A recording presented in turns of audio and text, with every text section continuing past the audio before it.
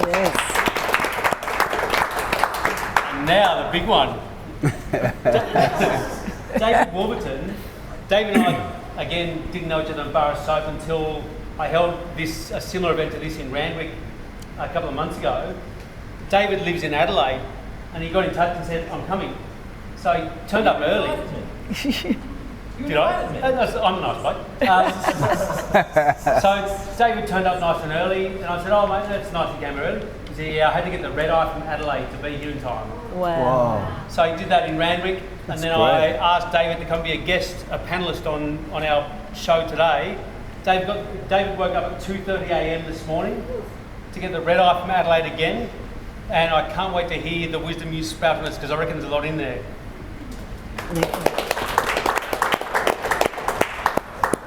So, how are we going, Zach? Yep. Good to go.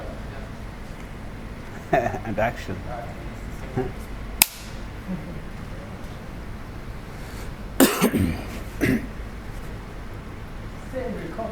Hello, mate. Welcome to Everyday Greatness, and thanks for joining us. I'm Barnaby Howarth. I'm the usual host of Everyday Greatness, but I've decided to step aside today and let one of the greatest hosts in world history, Georgia Lee, take over. Georgia served as the Managing Director, General Manager and Sales Director of some of Australia's biggest companies like Telstra and Australia Post. But today, Georgia's stepping into her most prestigious role as host of Everyday Greatness. So before I hand over to Georgia, I want to thank our major sponsor, the ARA Group, one of Australia's most philanthropically generous companies, but also one of the most bottom line profitable companies. So join the dots on that. Be a good person, things work out.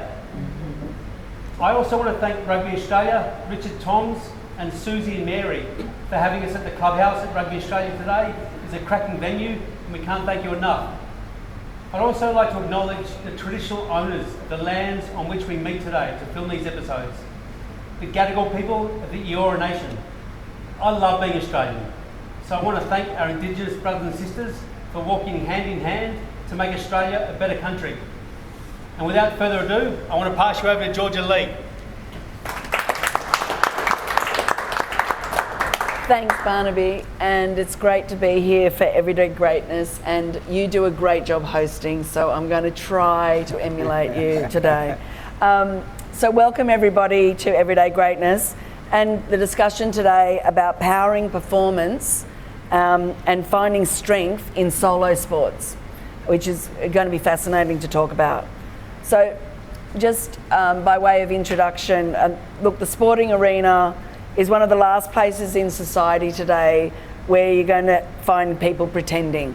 There's no fake avatars, social media profiles, communications and marketing strategies to hide behind. Whether you win, lose or draw comes down to the actions that you take.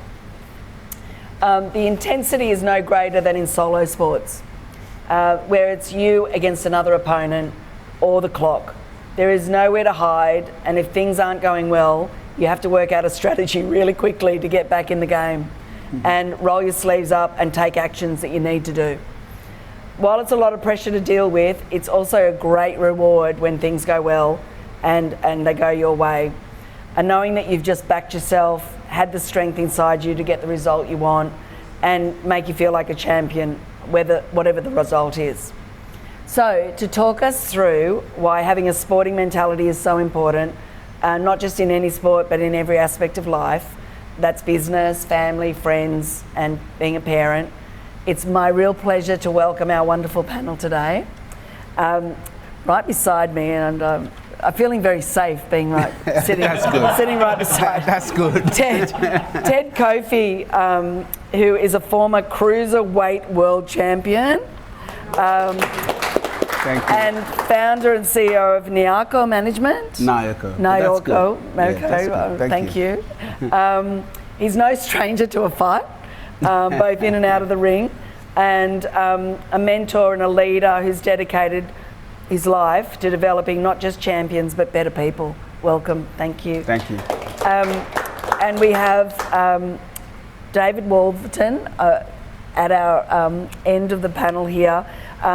He's founder of the Warburton Group, and 38 years of experience in leadership, bringing deep insights into how personal accountability, which is really important, mental resilience, and strategic coaching can unlock elite performance, and not just in sport, but in life. And we have Penioni Tohi. I did practice it when I've done it again. Founder and director of Able Minds, former rugby league player, and he really built Able Minds around a group offering and life mentoring for the elderly and those with disabilities in our community, building a bridge for people with functionality challenges through two key pillars of life, employment and health. Thank you for joining. And Joshua Chant, author of a great book, For the Love of Sport, which came out last year. So Joshua's built on decades of working in sport, clubs and associations in Australia, a former competitive sailor and a crewmate of Tom Slingsby. Josh is sharing best practice knowledge and practical advice for parents and clubs to deliver a player-first sporting environment. Really fabulous. Okay, so let's get into the questions. And our panel will take turns as I lead them through these questions. We're really talking about finding strength in solo sports. And first question really is all about the why, which we always want to start with the why. So why do you think it's so important to go beyond physical performance and focus on the emotional and mental development of athletes, especially in solo sports? Let's start with you. Start with me. Okay, well,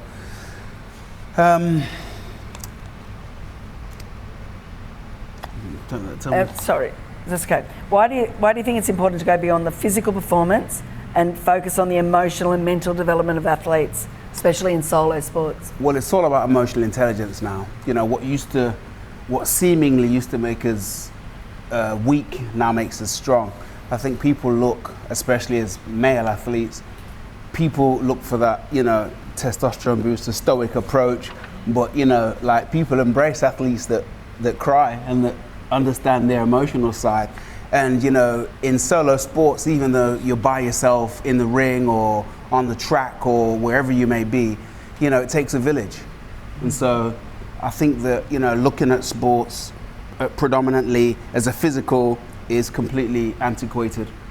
You know, I think that now, when I was a professional boxer, traveling the world, training like a crazy person, I thought it was all about 90% physical. But now I realize it's 90% mental.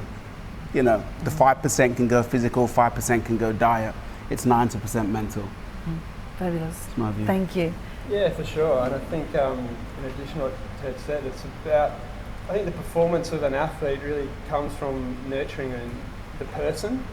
The athlete's just a part of who they are, it's not all of who they are.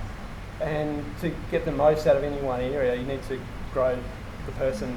So it's that, holistic support development is a big part of Sorry, that. mate, there's so much wisdom being sprouted here. I want to make sure we capturing it all. I was just These trying aren't to pass it straight. Over to you, Penny. Relay.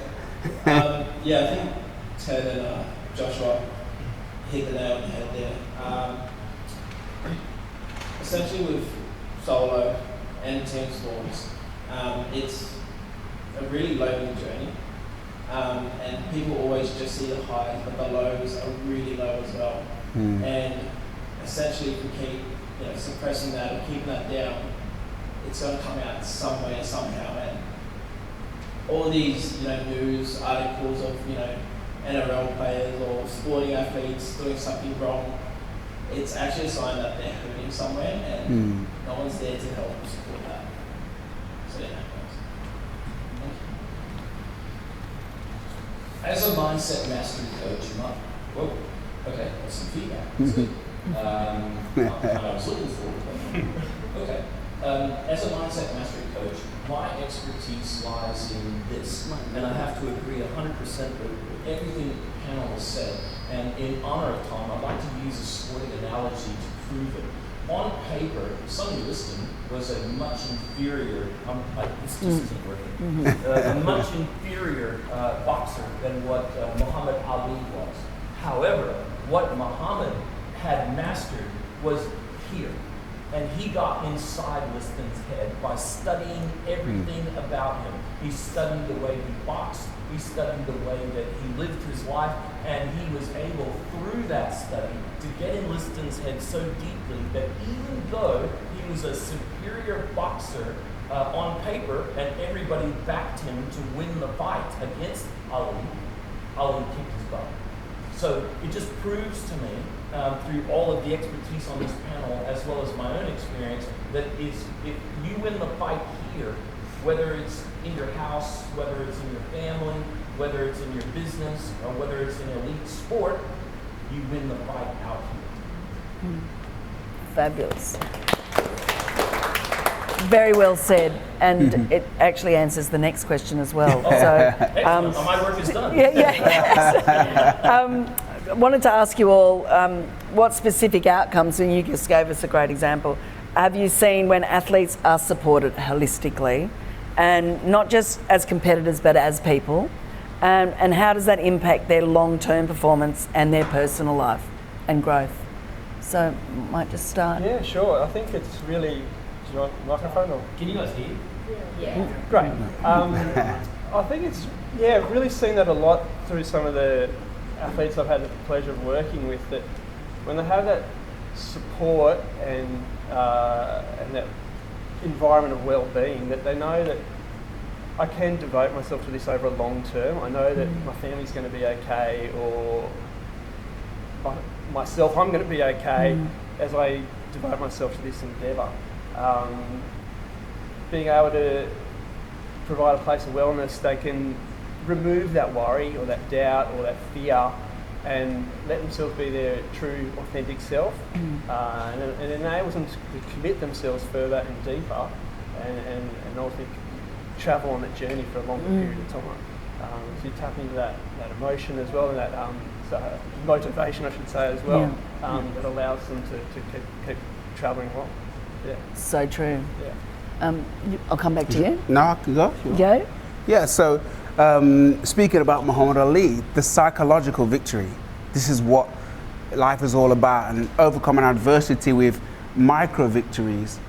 This is the key. You know, I'm a girl dad, 3 daughters, you know, and I'm always explaining to them that if you lose something, it doesn't matter, because when you overcome that adversity and win something small again, you're creating psychological victories all the time. And these small psychological victories create massive success in the future. And so this is the key. It's all about the psychology for me. And you're training your brain to like your brain to times. Overcome the little bad things to go forward and get something else that's good. Exactly. And to you? So people from I guess the outside of the sporting world look in and tend to see the athlete before the person. And when we have that kind of mindset around athletes, we kind of isolate them, which brings up mental health issues, potentially burnout, identity issues as well. Like, speaking on experience, I struggled to leave rugby league, and I guess what helped me is serving other people. I'm like, okay, I've got this next purpose to jump into something. I'm still trying to figure out who I am. So it's very important to have that holistic approach of figuring out who you are, what your purpose is, and how you can serve the world. Really. Beautiful. That's beautifully said.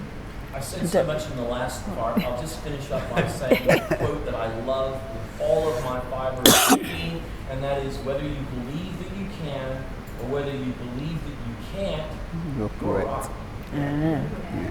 Very powerful. Oh, that's not mine, that's Henry Ford. Yeah, but very true. So next question is about the people around the athletes or the sporting people, and the solo sports person, as you said, takes a village. What practical actions can coaches, leaders, and the athletes themselves take to build resilience, purpose, and community, particularly when you're navigating a solo career and a solo athletic pursuit? Start back with you. I think reframing is really at the heart of all of what I understood you to say. And reframing is simply when you come across something and it doesn't seem appealing, it's the ability to say, all right, I'll give you an example. I can't do banana kick. Okay, I've tried so hard. I used to work for Vodafone as their state ICT information communications technologies manager, which meant that at the time they were the major sponsor of the Core Power. And I know that's a horrible thing to say. I apologize to everybody. But part of that was team building all the time. And we would go on to their oval at Alberton, and we would practice drills with the boys to form that deeper connection that helped us Vodafone to work closer with them. Work very extensively with Dominic Massisi, absolute legend. You have to meet him one day. And I think at the end of the day, without rambling too much, reframing. I can't do a banana kick yet. And so you keep trying, training, you keep working, you keep putting in the effort, and by the time that I had left Vodafone, I could do a banana kick. Not very well. And I think in the guise of solo sports too, exactly what Ted said, it takes that village. I think the first thing you do if you're a coach or you're an athlete yourself is you got to adapt that mindset that I'm not riding this journey by myself. You've got supporters all around you, you've got enablers like family who create time for you to train or whatever, or you've got maybe your parents if you're still young, but there's always so many people around you. Then you've got more, coaches and all those other people that are there to help you on the day or in the event itself. And then you've got training, but there's a huge village of people that stand to benefit as you go along your journey, as you improve and develop and grow. And then they're there riding every emotional up and down with you. And I think you've got to really appreciate that, tap into that. There's such a resource if you lean into that as well. So I think it's that mindset shift for sure. That's really good. And then I think, if I can keep rambling, purpose. You've got to have a purpose. And I think a purpose beyond just yourself. So who am I doing this for? What, how am I serving a greater good by undertaking this endeavour? Whether it be sporting or business or anything. But in the guise of sport, it's like, okay, how am I improving my family's life by taking this on? So true. What's going to be the benefit to them? Because they're making sacrifices as well, whether you're not there. And the financial or just time cost. You're sailing around the world. Yeah, whatever it might be, exactly. So how are they going to benefit? And that then bolsters not your community, but that's your resilience as well, because that's what's getting you up out of bed every day as well. Fabulous. And that's what I found. Very good. And two key words from me on that subject is positive affirmations. Because, back in the day, I'll revert to boxing, my sport, you would call the boxing gyms the dungeons. And you'd go from, fighting at Caesars or fighting somewhere overseas, and you go for the bright lights back to the dungeon. And you kind of get told by your trainer, oh, you can do more than that. That was only 50 push-ups. That was shit. Don't do this. And it's all negative. And I never liked it. I loved it when I, did a 400-meter sprint, and I was doing 10 of them at 50 seconds, and it was like, well done, you can do it, have another go. And that positive affirmation is so different to that dungeon negative mentality. And I think that's key. And do they still have the dungeon? They still have the dungeons.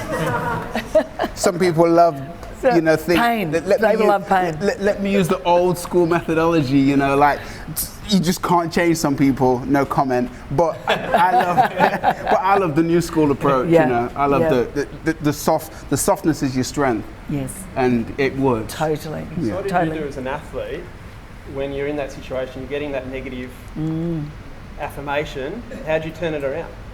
Or how do you find that positive one to keep bolstering yourself?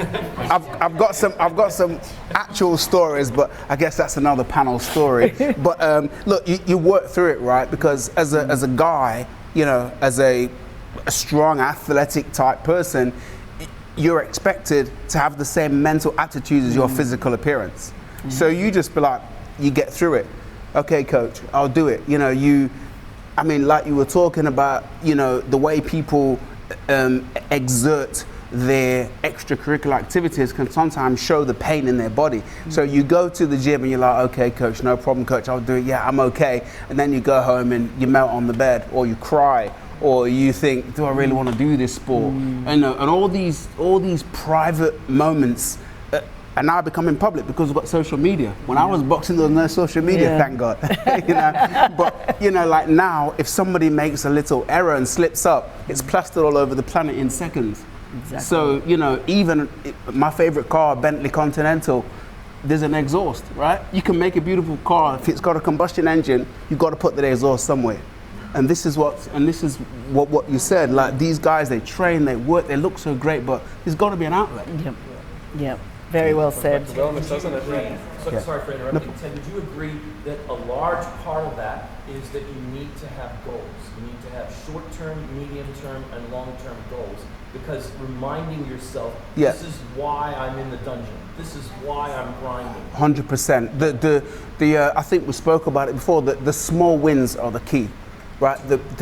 Exactly, because you know, even if it is to go from, you know, because we would do like lots of sit-up sets in a day, you know, 50, 40, 30, 50, 40, 30. At the end of the session, you want to get to 500 sit-ups, for example. So maybe you want to do 510, 511. Or sit-ups? 500? Right, 100. Let's say 100. Let's set a goal. Let's set a goal for a 2-hour session. You can do 10 at a time, 100 sit-ups. But if you achieve that small goal, it's a win. Yes. Never mind how minor the goal. Yep. If you achieve it, it's a win. And I think that makes a big difference. Fabulous. Yeah. So true. I'll try that on the weekend. 10. So, last question. We could talk for the whole day. This has been fabulous. What's one piece of advice that each of you would give to someone embarking on or currently immersed in a solo sporting pursuit? What should they say to themselves, which we've just been talking about, if they're looking in the mirror and considering quitting? What's one piece of advice that you would give to that person embarking? Go back to you, Josh. Sure. So I think we kind of touched on it. It's that purpose. You know, especially take a minute to document it as well. Like, why am I doing this? Yeah, maybe I have a goal, short, medium, long, but why am I getting out of bed to undertake this particular challenge? Write it down. How's it improving my life? How's it improving my kids' lives or your people around me's lives? And then you come back to that. I'm having a low moment, you pull it out of the drawer, have a read. Okay, that's why. Because I'm making their life better. Or I'm raising some money for some people who need it. Yeah. Or whatever it might be. And great, now my cup's filled, my motivation's filled. I'm ready to go again. Get going again. Yep. Yeah, beautiful. Penioni? I'd say that you're not alone. Reach out to whoever you need to reach out, build that support network, that team, and I guess run your life as a business. Put systems and processes in place so you're not chasing goals, you're living to standards, if that makes sense. But yeah, that's very good, very good. David? Get a coach. Seriously, all jokes aside, doesn't have to be me. There are lots of really good quality coaches. There's nutrition coaches, there's life coaches, there's business coaching. Get somebody who's an expert in here because the battle is here. That's the best advice I can give. Okay. And over to you for last. Okay. Fabulous piece of advice. For me, when I'm giving up on my sit-ups on the weekend. 10 sit-ups. 10. This is competitive. When you're a competitive racer. I know. So there's only one guarantee of failure, and that's if you quit. So, sorry, this one makes me emotional, you know, because I've had so many times in my life where personally I could have quit, or where I've assisted people where they wanted to quit, and you go through it. And this comes back to the small goals, the coaches, the team, the family, whatever it may be, you know. But after I came out of boxing, I did an MBA, and I studied for my leadership exam, which I got a distinction on that particular subject. I was a C average, but I got a distinction on that particular subject because I was working and training and trying to be smart. It didn't work. But what happened on this particular day was, it was June 27th, 2013. And I know that because it was my wife's birthday. Okay. So I'm at work. A friend of mine's like, come on, we've got to play like soccer. We've got to play soccer in like a AstroTurf soccer. I said, look, I can't. I got a meeting at like 2 o'clock. This was a 12 o'clock game. He said, come on the pitch. So I went on the pitch, tore my Achilles tendon, snapped. I'm like, so my wife's a nurse. I said, I don't know what, I was an athlete, professional athlete for 12 years, but I never knew what an Achilles tendon tear was. So very long story short, I managed to drive my car home, automatic, luckily enough, left-footed. I had a shower, got a cab, went to the hospital. My wife got me in with the surgeon straight away, and he's like, look, yeah, you've torn your Achilles tendon. I was like, but I've got an exam in three hours. I've been studying for like 2 months. My brain's full. He said, okay, I'm gonna give you some strong stuff, Panadine 4 and something. Take the exam, come back for the operation. So 4 o'clock, I took the painkillers. I rang my university and said, I'll be at the adjudication center at 5. Can you put a chair for me so I can put my foot on there? I took the exam and I went back and had the operation after. Oh my goodness. So, no quitting. Never mind how small the failure is or how small the success is, go through that. Whether it's an administrative task, whether it's a meeting with your manager, it doesn't matter what it is. Complete that small task and sign it off negatively or not. Fabulous. Thank you so much. So, again, we could talk on this forever, and I want to thank the panel. That was absolutely wonderful. Thanks for sharing all your insights and your wisdom, and also talking to each other and learning from each other as well. So please thank our panel, David, Penione, Joshua and Ted. And thank you to our live audience for staying with us for this wonderful panel. And thank you all for watching. Over to you, Barnaby. Thank you. That brings season 11 of Everyday Greatness to a close. I want to thank our incredible MC, our incredible guest host, Georgia Lee, for doing such a stellar job. I was working out all my lines in my head to say this after you turn the cameras off, but I'm going to say it right now. I think every discussion we've had today has been so powerfully inspiring because it's come from real human beings. I haven't got the sense in one of our discussions on all 3 panels today that people are just crapping on and talking the corporate line. These guys sound like they genuinely believe in what they said, and I really appreciate it. And I think this entire series has been the same. The panel on women's sport, panel on supporting communities through rugby, it's just been incredible. So thank you guys, and thank you, Georgia, for guiding us through it all. Thank you. Thank you for putting together. Thank you. It's a testament to you, Barnaby, that everybody wants to be here and that you assemble the most wonderful people in the room. We'll do it for you, Barnaby. All right. Yeah. Season 11's over. Yeah.